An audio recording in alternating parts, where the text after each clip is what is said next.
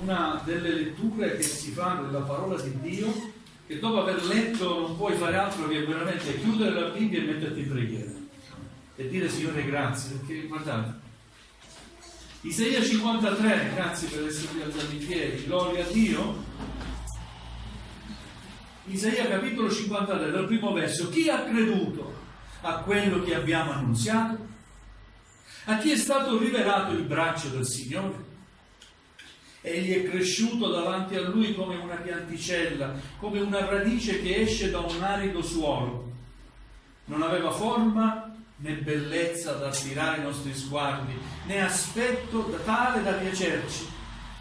Disprezzato e abbandonato dagli uomini, uomo di dolore, familiare con la sofferenza. Pare a colui davanti al quale ciascuno si nasconde la faccia. Era spregiato e noi non ne facemmo stima alcuna. Tuttavia erano le nostre malattie che egli portava, erano i nostri dolori quelli di cui si era caricato, ma noi lo ritenevamo colpito, percosso da Dio e umiliato. Egli è stato trafitto a causa delle nostre trasgressioni, stroncato a causa delle nostre iniquità. Il castigo per cui abbiamo pace è caduto su di lui e mediante le sue lividure noi siamo stati guariti. Noi tutti eravamo smarriti come pecore, ognuno di noi seguiva la propria via, ma il Signore ha fatto ricadere su di lui l'iniquità di noi tutti. Maltrattato, si lasciò umiliare e non aprì la bocca. Come l'agnello condotto al mattatoio, come la pecora muta davanti a chi la posa, egli non aprì la bocca. Dopo l'arresto e la condanna fu tolto di mezzo, e tra quelli della sua generazione che rifletté che egli era strappato dalla terra dei viventi e colpito a causa dei nostri peccati del mio popolo, gli avevano assegnato la sepoltura fra gli empi, ma nella sua morte egli è stato con il ricco, perché non aveva commesso violenza, né c'era stato inganno nella sua bocca, ma il Signore ha voluto stroncarlo con i patimenti. Dopo aver dato la sua vita in sacrificio per il peccato, egli vedrà una discendenza, prolungherà i suoi giorni e l'opera del Signore prospererà nelle sue mani. Dopo il tormento dell'anima sua vedrà la luce e sarà soddisfatto. Per la sua conoscenza, il mio servo, il giusto, renderà giusti molti. Si caricherà egli stesso delle loro iniquità, perciò io gli darò in premio le moltitudini. Egli dividerà il bottino con i molti, perché ha dato se stesso alla morte ed è stato contato fra i malfattori, perché egli ha portato i peccati di molti e ha interceduto per i colpevoli. Amen. Amen. Gloria a Dio. Accomodatevi pure. Gloria al Signore. Sapete, quando è stato scritto questo libro, quando è vissuto Isaia, fatti i conti, 800 anni circa prima di Cristo. 800 anni prima della venuta di Cristo, questo profeta, guidato, toccato dallo Spirito Santo, ha questa rivelazione chiara del Figlio di Dio. Alleluia. Del sacrificio di Cristo Gesù che ha compiuto alla croce. Amen? È straordinario. 800 anni prima quest'uomo vede Gesù. Il sacrificio è chiaro, la descrizione, e ci fa comprendere come Gesù, il Figlio di Dio, ha portato le nostre malattie, i nostri peccati, li ha portati Lui. È stato trafitto a causa delle nostre trasgressioni, abbiamo detto. Ha versato il suo sangue perché? Perché l'unico rimedio per l'umanità era il sangue di Gesù. Ed è ancora oggi il sangue di Gesù. Alleluia. Il sacrificio di Cristo. Amen. Inizia questo capitolo con queste due domande. Chi ha creduto a quello che abbiamo annunziato? A chi è stato rivelato il braccio del Signore? Possiamo dire a noi. Amen. Chi ha creduto a quello che abbiamo annunziato? Noi abbiamo creduto, vero? Amen. Io ho creduto. Amen. Credo in Dio, credo nel sacrificio di Gesù. A chi è stato rivelato il braccio del Signore? Il braccio del Signore, l'intervento di Dio, Dio che interviene in favore dell'umanità. A noi è stato rivelato. Alleluia. Quando Dio ha mandato il suo figliolo, lui è intervenuto è intervenuto in prima persona. L'umanità non aveva speranza alcuna. È vero che alcuni religiosi credevano nella religione, credevano nei sacrifici degli animali, ancora al tempo di Gesù, credevano nella legge antica, nel vecchio patto, ma quelle cose non li potevano salvare. Il sangue di Gesù solo lo poteva salvare e ci ha salvati. Amen. Amen. Alleluia. La descrizione è chiara. Non aveva forma né bellezza da attirare i nostri sguardi. Io credo che Gesù non è venuto come in qualche foto, in qualche dipinto lo vediamo, no? Il pizzetto, gli occhi azzurri, bello.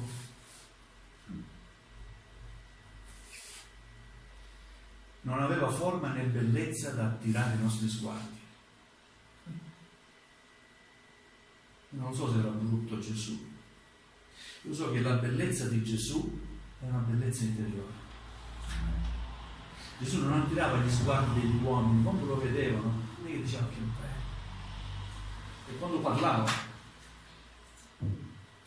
parlava e insegnava alle folle, le folle dicevano: ma nessuno ha mai parlato come quest'uomo. Quando entrava nelle sinagoghe ad insegnare, i capi sacerdoti dicevano: ma da dove gli viene questa autorità? Non aveva forma né bellezza esteriore da attirare i nostri sguardi, ma la sua bellezza era qualcosa di interiore. E anche oggi, quando siamo in comunione, siamo alla presenza del Signore, non so voi, a me viene a dire: Signore, quanto sei bello. Ma come, tu vedi Gesù? Io sono alla presenza del Signore. Alleluia. È bello stare alla presenza del Signore. Amen. Signore, quanto sei bello, è bello. Tu sei bello, Signore. Alleluia, amen. Ed è bello servire il Signore. Disprezzato e abbandonato dagli uomini, uomo di dolore, familiare con la sofferenza. E quante volte diciamo: nessuno mi capisce. Tu non puoi capire il mio dolore.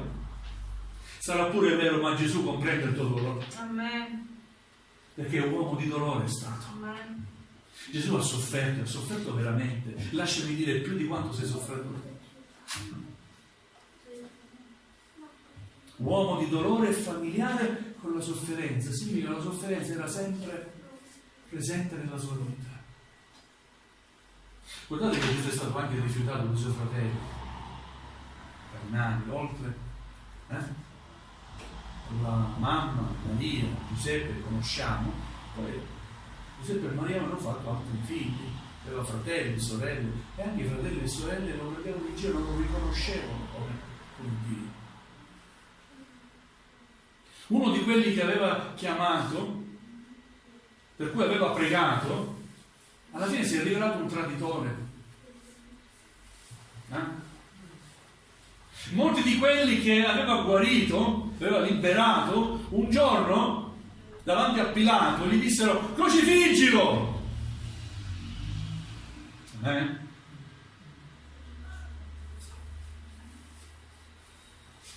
E quante percosse ha ricevuto, Signore? Certamente ne facciamo un'idea quando guardiamo i film, no? Sulla vita di Gesù. Ma quello che si riesce a descrivere è solo una parte del grande dolore che lui ha patito. Uomo di dolore familiare con la sofferenza. Non c'è dolore che il Signore non possa comprendere.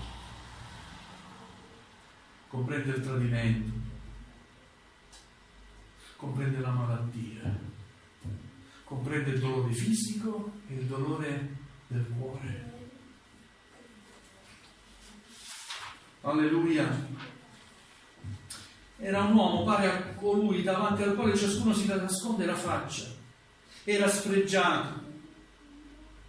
Tuttavia erano le nostre malattie che egli portava, erano i nostri dolori, quelli di cui si era caricato. Ma noi lo ritenevamo colpito, percosso da Dio e umiliato. Gli uomini del suo tempo non l'hanno capito, molti non l'hanno compreso.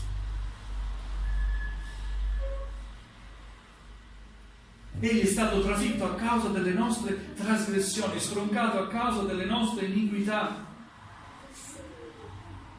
Il castigo per cui abbiamo pace è caduto su di lui. Gesù ha preso la condanna che doveva essere nostra. Mediante le sue lividure noi siamo stati guariti. Amen. Per mezzo del suo sacrificio tu hai guarigione. Amen. Non ti scoraggiare nella malattia. Credi in Gesù, credi nel sacrificio di Gesù. Noi tutti eravamo smarriti come pecore, ognuno di noi seguiva la propria via, ma il Signore ha fatto ricadere su di Lui l'iniquità di noi tutti. In quel momento sulla croce Gesù aveva tutto il peccato dell'umanità, tutto il peccato dell'uomo. Per questo ha detto un giorno in croce, prima di rendere lo spirito: Padre mio, perché mi hai abbandonato? In aramaico, Eli, la massa bactani.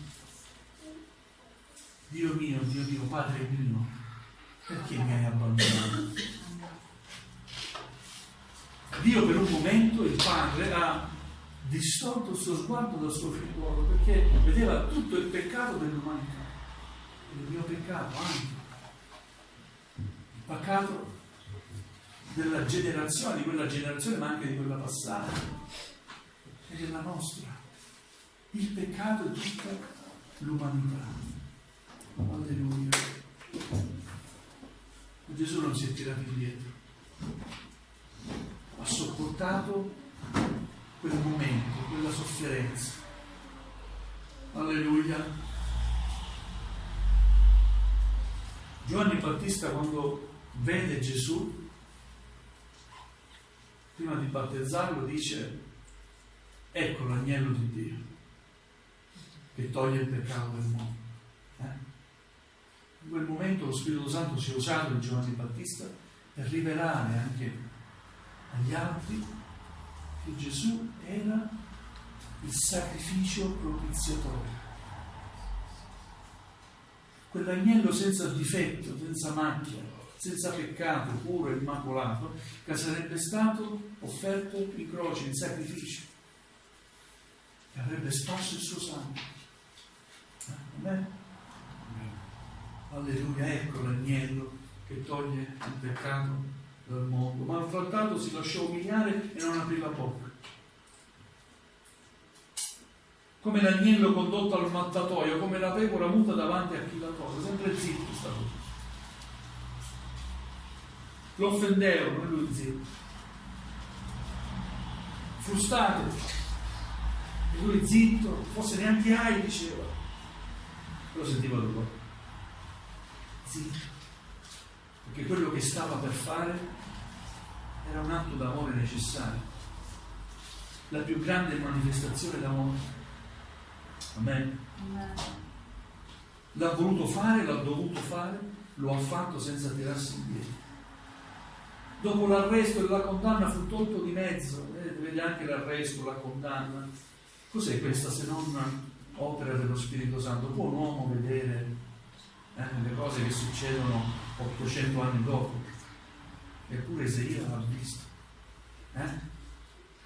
Alleluia. Il Signore ha voluto stroncarlo con i patimenti. Dopo aver dato la sua vita in sacrificio per il peccato, egli vedrà una discendenza e allungherà i suoi giorni. L'opera del Signore prospererà nelle sue mani. Amen. Amen.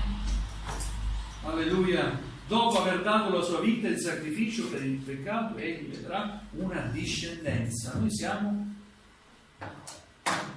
secondo la parola, discendenti di Cristo. Parola grande. Parola grande, che a volte non si comprende il grande beneficio che noi abbiamo. Ma ci pensi che sei un figliolo di Dio? Alleluia. Ma ci pensi che meravigliosa grazia ti è apparsa nella vita? E comprendi le parole del salmista, dice: che cos'è l'uomo perché tu te ne prenda cura? Eppure l'hai fatto di poco inferiore agli angeli. Quale grazia Dio ci ha donato? Siamo stati fatti figli suoi. Amen. La parola di Dio ci dice: egli vedrà la sua discendenza. Amen. Alleluia. Siamo stati fatti figli di Dio. Gesù ci ha fatti i suoi parenti. Dio ci vede come figli suoi per mezzo di Gesù. Lui è il nostro fratello maggiore. Alleluia. Grazie, Signore. Come Gesù figlio di Dio, siamo noi anche figli di Dio. Alleluia. E spesso la nostra vita cristiana cade in depressione. Ci allontaniamo dalle vie del Signore. Basta una prova, una difficoltà, non si vede più in chiesa per onorare il Signore. Si smette di essere figli di Dio? No. Tu continui ad essere un figlio di Dio, no. Ritorna al Padre. Amen. Ritorna alla grazia di Dio. A volte pensiamo poco al sacrificio di Cristo, pensiamoci di più. Amen. Gesù si è fatto uomo per amore nostro. Amen. Alleluia. E noi siamo opera sua. Dopo il tormento dell'anima sua vedrà la luce e sarà soddisfatto. Per la sua conoscenza il mio servo, il giusto, renderà giusti i morti. Cosa vuol dire questo? Noi non siamo giusti, non siamo perfetti, però Gesù ci rende giusti davanti al Padre. Amen. Non è un miracolo straordinario Alleluia.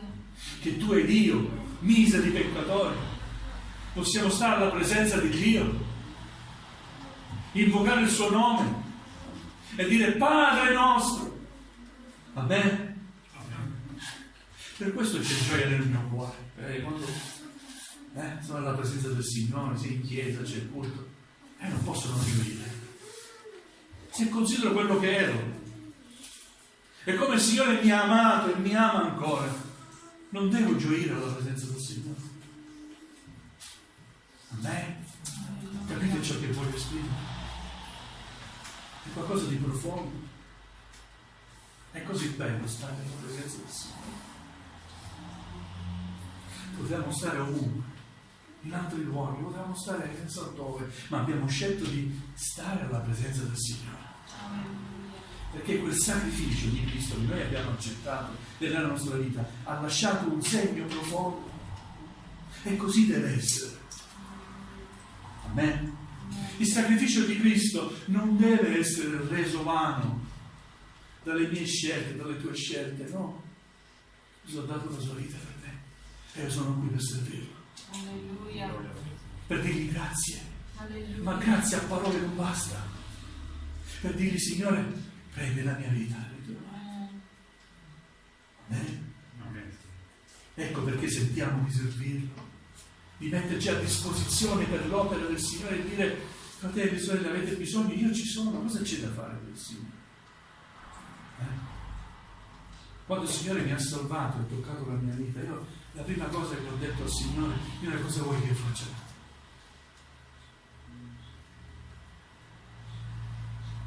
E da quel momento, sapete, il mio pastore diceva: c'è da fare, mi alzavo sempre io in piedi, io voglio andare io. Tutti vedevano la trasformazione, qualcosa di visibile.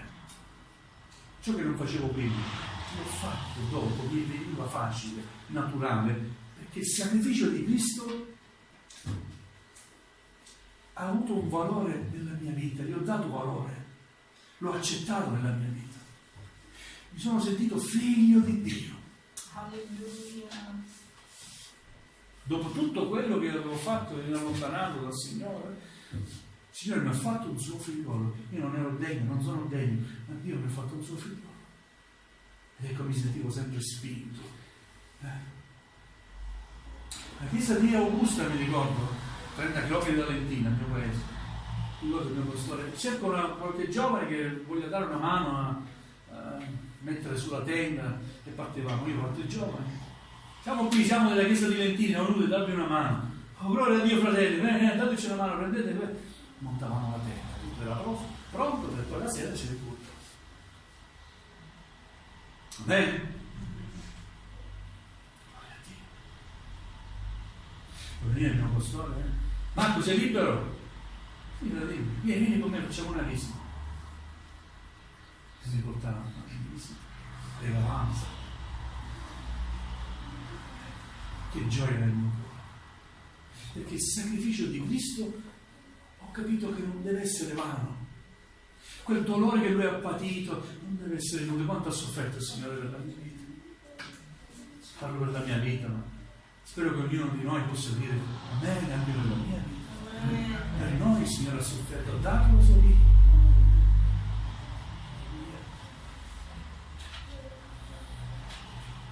L'opera del Signore prospererà nelle sue mani.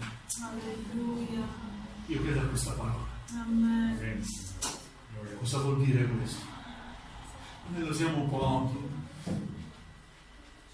Siamo pochi. Che vuol dire? Dobbiamo scoraggiarci? Siamo pochi. E che vuol dire? Dobbiamo smettere di predicare il Vangelo? Ma siamo pochi. Che vuol dire? Che non dobbiamo offrire culto al Signore? Ma siamo pochi. No, ma che vuoi dire? Gesù con 12 persone andava a predicare. O lui solo, prima dei 12, lui solo andava a predicare. Cosa vuol dire? Un fuoco iniziò da una piccola scintilla.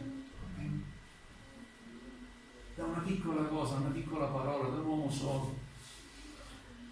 Può nascere un fuoco, può incendiare una campagna. Amen. Amen. Io credo alla parola del Signore. L'opera del Signore prospererà nelle sue mani. L'opera questa è nelle mani del Signore. Amen. Qui non si predica il nome di Marco o il nome di un altro uomo. Qui predichiamo Cristo Gesù, Signore. Amen. Cristo crocifisso, sapienza e potenza di Dio. Amen. Attingiamo dalla parola vivente, dalla parola di Dio. Amen. Amen. Se il Signore ha toccato il tuo cuore domenica scorsa, qualche altra domenica, può toccare ancora il tuo cuore.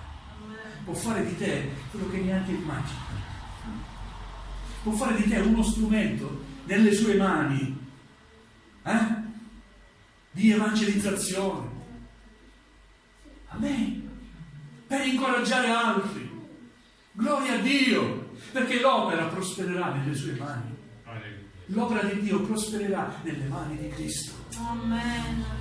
Alleluia, il Signore che opera fino ad oggi, non importa i numeri, non dobbiamo scoraggiarci. Gesù non si scoraggiava mai.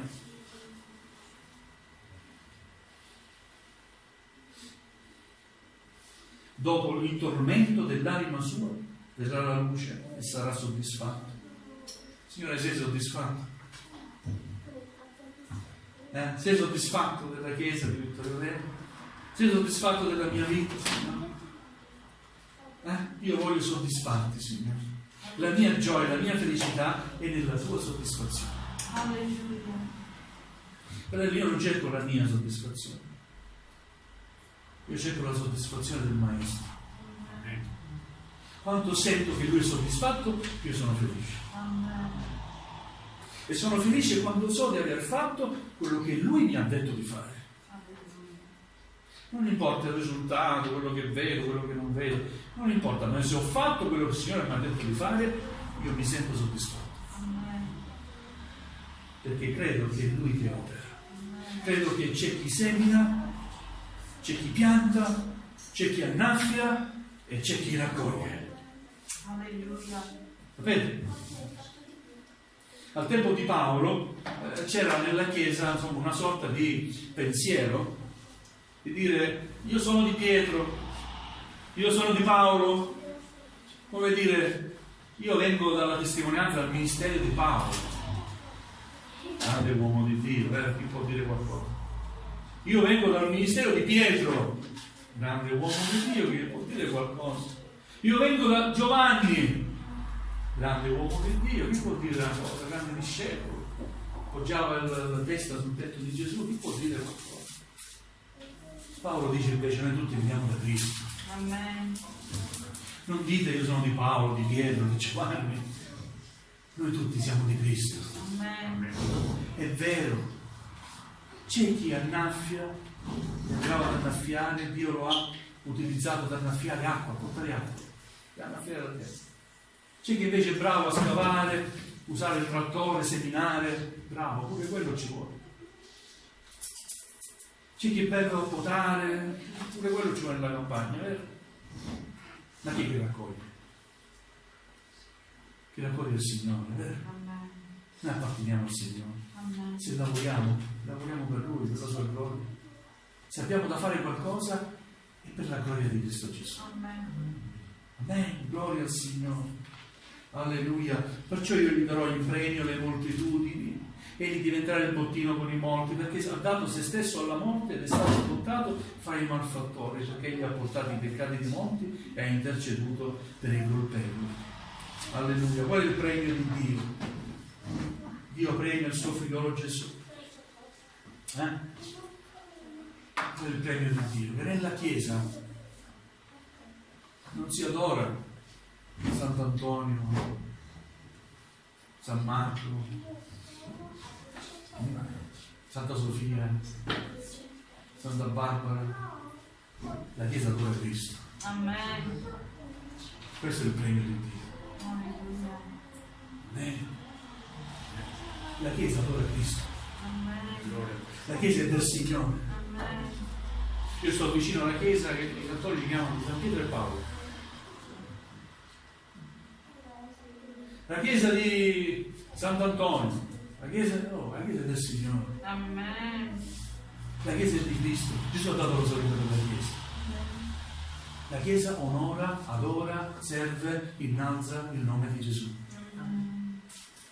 Gloria al Signore.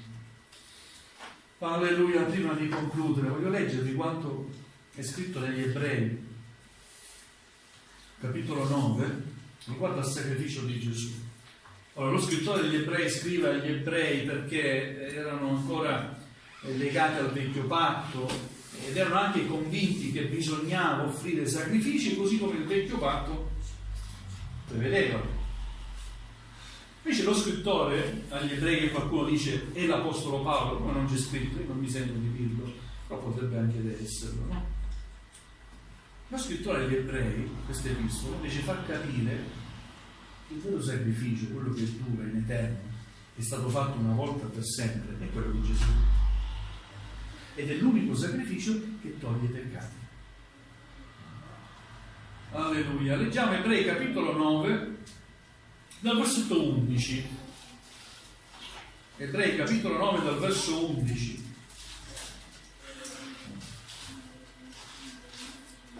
Guarda, è molto bella la lettura, è anche molto chiara. Non occorre neanche spiegare e fare riferimenti chissà che tipo di precisazioni dottrinali, perché la parola di Dio è chiara, veramente è chiara la parola di Dio. Ebrei capitolo 9 dal versetto 11. Ma venuto Cristo, sommo sacerdote dei beni futuri, egli attraverso un tabernacolo più grande e più perfetto, non fatto da mano d'uomo, cioè non di questa creazione, è entrato una volta per sempre nel luogo santissimo, non con un sangue di capri e di vitelli, ma con il proprio sangue. Così ci ha acquistato una redenzione eterna. Infatti, se il sangue di capri, di tori e la cenere di una giovenca sparsa su quelli che sono contaminati li santificano in modo da procurare la purezza della carne, quanto più il sangue di Cristo, che mediante lo Spirito Eterno offrì se stesso puro di ogni colpa a Dio, purificherà la nostra coscienza dalle opere morte per servire il Dio vivente. Per questo egli è il mediatore di un nuovo patto. La sua morte è avvenuta per redimere dalle trasgressioni commesse sotto il primo patto, affinché i chiamati ricevano l'eterna eredità promessa. Infatti, dove c'è un testamento bisogna che sia accertata la morte del testatore. Un testamento infatti è valido quando è avvenuta la morte, poiché rimane senza effetto finché il testatore vive. Per questo neanche il primo patto fu inaugurato senza sangue. Infatti, quando tutti i comandamenti furono secondo la legge proclamati da Mosè a tutto il popolo, egli prese il sangue dei vitelli e dei capri con acqua, lana, scarlatta e issopo, asperse il libro stesso e tutto il popolo disse: questo è il sangue del patto che Dio ha ordinato per voi. Asperse di sangue anche il tabernacolo e tutti gli arredi del culto. Secondo la legge, quasi ogni cosa è purificata con sangue, e senza spargimento di sangue non c'è perdono. Era dunque necessario che i simboli delle realtà celesti fossero purificati con questi mezzi. Ma le cose celesti stesse dovevano essere purificate con i sacrifici più eccellenti di questi. Infatti Cristo non è entrato in un luogo santissimo fatto da mano d'uomo, figura del vero, ma nel cielo stesso, per comparire ora alla presenza di Dio per noi, non per offrire se stesso più volte come il sommo sacerdote che entra ogni anno nel luogo santissimo con sangue non suo. In questo caso egli avrebbe dovuto soffrire più volte dalla creazione del mondo, ma ora una volta sola alla fine dei secoli è stato manifestato per annullare il peccato con il suo sacrificio. Come è stabilito che gli uomini muoiono una volta sola, dopodiché viene il giudizio, così anche Cristo, dopo essere stato offerto una volta sola per portare i peccati di molti, apparirà una seconda volta senza peccato a coloro che lo aspettano per la loro salvezza. Amen. Amen. Quindi il sacerdote, secondo la legge antica, entrava nel luogo santissimo e presentava l'offerta dell'animale, perché la legge diceva che senza spargimento di sangue non c'è remissione, non c'è perdono, quindi adempieva la legge. Ora, secondo quel criterio si doveva sempre, fino ad oggi, se non era venuto Gesù, si doveva sempre offrire. Dovevamo sempre aver bisogno di un sacerdote che offriva per noi un vitello, una mucca, una pecora, un agnello, spargeva il suo sangue e lo offriva a Dio. Ma Gesù è venuto affinché Lui stesso fosse sacrificio. Amen? Il sacrificio di Cristo è venuto una volta e per sempre. Ancora oggi è valido, perché non è un sacrificio di un animale. Il sacrificio di Cristo Gesù puro e immacolato, senza peccato. Amen. Ha sparso il suo sangue ed è entrato per noi nel luogo santissimo, nel cielo. Amen. Per presentare noi a Dio Padre. Gloria al Signore. Amen. L'importanza della morte. Perché doveva morire Gesù? Perché ha lasciato un testamento, no? Un'eredità. Ed è chiaro che il testamento, per aver valore, bisogna che il testatore sia morto. Allora sì, c'è il lascito. Amen? Perché noi godiamo dei beni, della grazia di Dio? Perché Gesù è morto sulla croce come uomo, ma è risuscitato come Dio. Amen? Alleluia, Lui è vivente.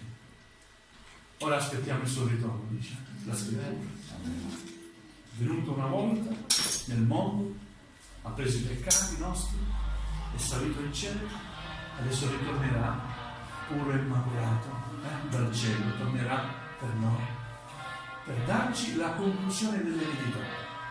Quello che stiamo godendo noi oggi è solo un principio di quell'eredità meravigliosa che sarà nostra per sempre. Amen? Amen. Gloria a Dio. Possiamo ringraziare il Signore. Signore, grazie per tutto quello che fai nella mia vita. Io non merito la tua grazia, Signore, ma sono qui perché mi hai fatto il tuo figlio. E grazie per il tuo dolore, Signore. Stringiamoci di Dio, Signore, amiamo Lui. Va bene? Fratelli miei, sorelle mie del Signore, amiamo di più Cristo Gesù. Alleluia. Vogliamo alzarci in piedi. Alleluia.